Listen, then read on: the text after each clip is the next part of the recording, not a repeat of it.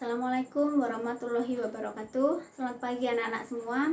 Selamat berjumpa dengan Ibu Cahya Wardani. Hari ini kita akan belajar pelajaran IPS. Jelas, ketika ketemu dengan Ibu berarti kita belajar pelajaran IPS.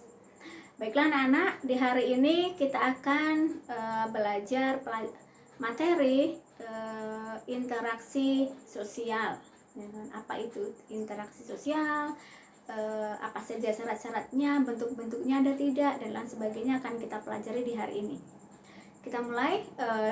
Tujuan pembelajaran di hari ini yang pertama adalah peserta didik dapat menjelaskan pengertian dari interaksi sosial. Kemudian yang kedua, peserta didik dapat menjelaskan syarat-syarat terjadinya interaksi sosial. Yang ketiga, peserta didik dapat menjelaskan faktor-faktor yang mempengaruhi interaksi sosial. Dan yang keempat, peserta didik dapat menjelaskan bentuk-bentuk interaksi sosial. Baiklah, mari kita mulai. Yang pertama, kita belajar pengertian dari interaksi sosial.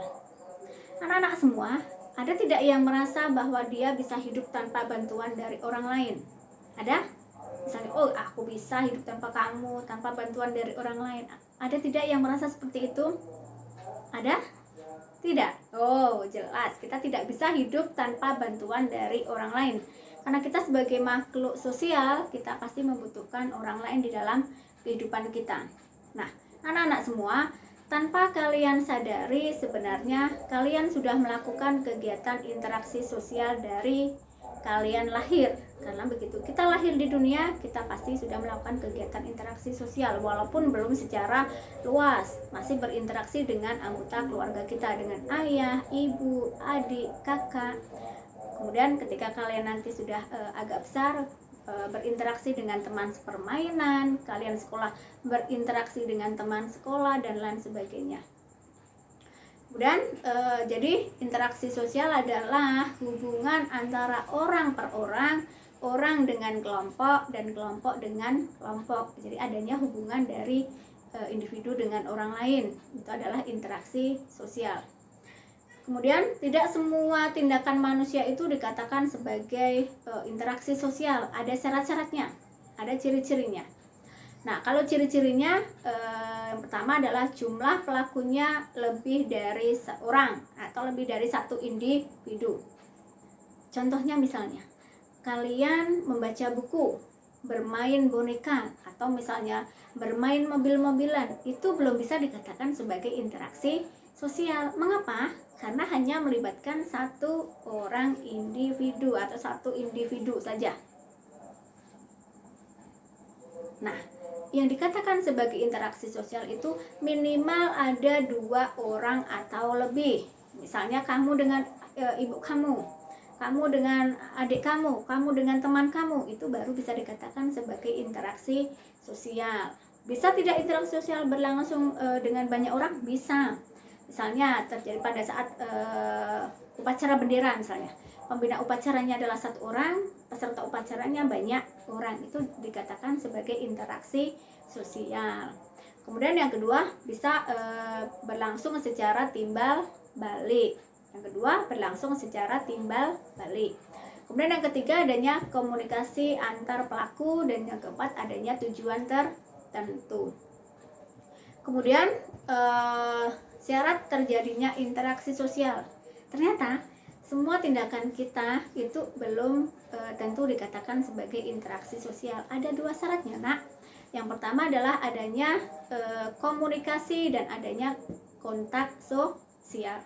Kalau komunikasi bisa berlangsung secara langsung. Misalnya kita saling menyapa, misalnya kamu bertemu dengan ibu, kita saling menyapa, selamat pagi ibu, assalamualaikum. Kemudian kamu bertemu dengan teman yang lain, hai, itu dikatakan sebagai interaksi sosial karena sudah adanya komunikasi. Atau mungkin juga terjadi kontak sosial, kita tidak saling menyapa, tapi terjadi adanya kontak sosial, saling melambaikan tangan, tersenyum. Nah, itu dikatakan juga sudah melakukan kegiatan interaksi sosial. Kemudian ternyata interaksi sosial yang kita lakukan itu ada beberapa faktor yang mempengaruhinya. Yang pertama adanya faktor imitasi.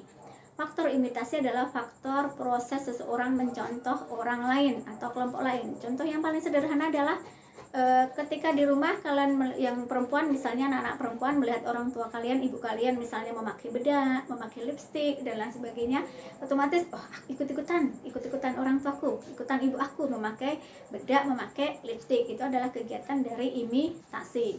Atau mungkin juga yang laki-laki, misalnya orang tuanya atau ayahnya membersihkan mobil atau mencuci sepeda motor, kamu meniru kegiatan dari orang tuamu tadi. Kemudian yang kedua adalah faktor sugesti. Nah, faktor sugesti adalah faktor pengaruh yang dapat menggerakkan hati orang lain. Contohnya misalnya kalian melihat tayangan di televisi, kalau mau sehat, mau kuat, kita makan biskuit A misalnya. Nah, berarti kalau aku mau kuat, mau jadi seperti dia, aku harus makan dari biskuit A. Itu adalah faktor sugesti. Atau mungkin juga ada beberapa orang yang dia memiliki dokter keluarga, dokter langganan. Jadi kalau misalnya kita sakit, kita datang ke dokter A, pasti kita memiliki sugesti bahwa ketika pulang dari dokter A, pasti kita akan sembuh. Nah, itu adalah faktor dari sugesti. Kemudian yang ketiga ada faktor identifikasi. Faktor identifikasi hampir sama dengan imitasi, tapi berbeda jauh. Kalau imitasi hanya meniru saja, hanya mencontoh, sedangkan kalau yang identifikasi ada kecenderungan atau keinginan untuk menjadi sama dengan orang lain. Contohnya misalnya, kalian yang penggemar dari misalnya Valentino Rossi atau misalnya adalah Lionel Messi. Kalian ingin menjadi seorang Rossi, ingin menjadi seorang Messi dan lain sebagainya, ada keinginan dalam diri kamu untuk menjadi sama. Misalnya dari potongan rambut, aku mau seperti tampilannya seperti Messi. Kemudian aku mau jago sepak bola biar seperti Messi. Kemudian kalian mengikuti ikut SSB, mengikuti pertandingan-pertandingan dan lain sebagainya. Atau mungkin yang mau menjadi Rossi, kalian kemudian meminta orang tua kalian untuk memberikan sepeda motor untuk berlatih balapan dan lain sebagainya. Itu udah identifikasi. Jadi ada keinginan dalam diri seseorang untuk menjadi sama dengan orang lain. Kemudian faktor yang keempat adalah adanya faktor simpati. Kalau faktor simpati adalah kemampuan dalam diri seseorang untuk merasakan seolah-olah merasakan keadaan dari orang lain. Contohnya ada teman yang sakit, kasihan ya si A, dia sakit. Kemudian ada yang si B misalnya, dia menjadi juara, mewakili sekolah kita menjadi juara di kabupaten. Dalam hati kita, kita pasti ikut bangga, ikut senang. Itu berarti kita memiliki faktor simpati ya. Jadi 4 faktor tadi apa?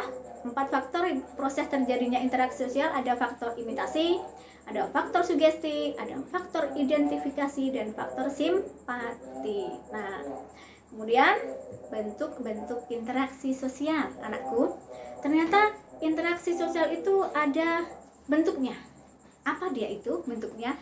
Dikategorikan 2 kategori besar interaksi sosial tadi. Ada proses bentuk asosiatif dan juga bentuk disosiatif. Apa itu asosiatif? Apa itu disosiatif? Kalau yang asosiatif, proses asosiatif adalah proses di mana terjadi apabila seseorang atau sekelompok orang itu melakukan interaksi sosial yang mengarah kepada kesatuan pandangan. Jadi misalnya ada satu kelompok yang memiliki tujuan yang sama. Nah, dia bekerja sama dalam bentuk proses asosiatif. Nah, proses asosiatif sendiri dia dikategorikan menjadi 3. Ada proses kerjasama, kemudian adanya akomodasi, dan juga adanya asimilasi. Kalau kerjasama jelas, misalnya ada usaha bersama antara orang, dengan kelompok memiliki tujuan yang sama. Kamu dengan teman bekerja sama, misalnya mengerjakan PR, kemudian juga kalian belajar kelompok, pasti memiliki tujuan yang sama, ingin mendapatkan nilai yang bagus. Kemudian akomodasi dia menunjuk pada usaha-usaha manusia untuk meredakan suatu pertentangan untuk mencapai kestabilan. Atau juga bisa juga misalnya akomodasi itu adalah cara menyelesaikan pertentangan tanpa menghancurkan dari pihak lawan. Kemudian kalau asimilasi, cara-cara bersikap dan bertingkah laku dalam menghadapi perbedaan untuk mencapai kesatuan dalam pikiran dan tindakan. Ada perbedaan, tetapi tidak menganggap perbedaan itu sebagai hal yang besar. Itu adalah kata lain dari asimilasi contohnya. Kemudian yang kedua adalah proses disosiatif.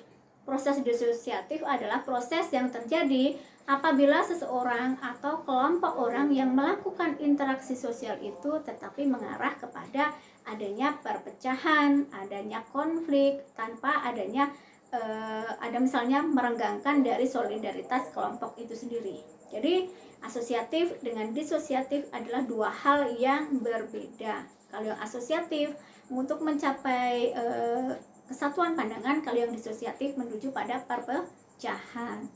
Kemudian yang proses disosiatif itu sendiri dia dikategorikan menjadi 3. Ada yang kompetisi, persaingan. Yang kedua adanya kontravensi. Yang ketiga adanya pertentangan atau konflik. Nah, kalau yang kompetisi atau persaingan, contohnya adalah misalnya bersaing untuk menjadi juara umum, atau dalam pertandingan sepak bola berkompetisi untuk menjadi juara liga misalnya, atau juara pertandingan sepak bola antar sekolah. Nah, itu adalah adanya kompetisi. Kemudian kalau yang kontravensi, dia lebih pada sikap mental yang tersembunyi. Sebenarnya dia tidak senang dengan A, tetapi dia menyimpan dalam hati. Itu adalah kontravensi. Itu dalam bahasa yang sederhana.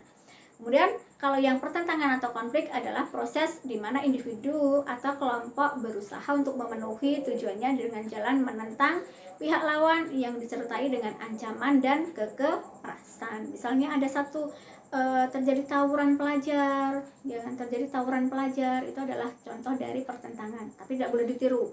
Pertentangan namanya tawuran pelajar, tawuran warga tetap harus kita hindari karena itu adalah contoh dari hal yang negatif. Bagaimana anak-anak? Ada yang mau ditanyakan atau yang belum paham tentang interaksi sosial? Baiklah, itu tadi penyampaian materi dari Ibu tentang interaksi sosial. Kita lanjutkan pada materi berikutnya.